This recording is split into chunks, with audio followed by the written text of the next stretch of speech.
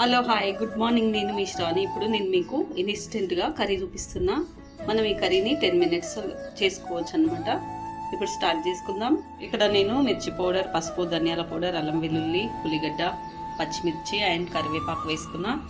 ఇప్పుడు ఆయిల్ వేసుకుందాం. ఇప్పుడు వీటి మొత్తాన్ని ఇందులో వేసేసుకోవాలి.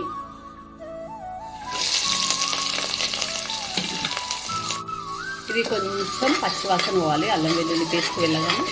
ఇప్పుడు దీనిలో మనం వీటిని వేసుకుందాం.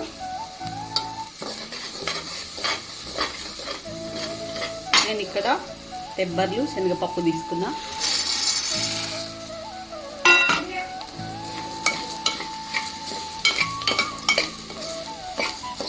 ఈ కర్రీ చాలా బాగుంటుంది రొట్టెలకు. మళ్ళీ మనం 10 minutesలో కుక్కర్లో చేసేసుకోవచ్చు.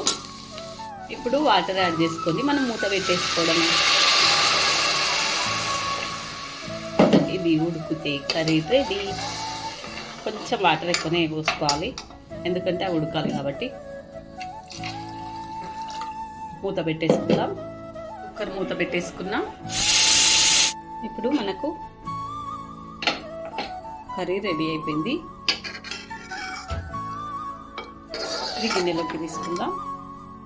ఇప్పుడు మనకి 10 నిమిషాల్లో ఎమ్మీ కర్రీ రెడీ.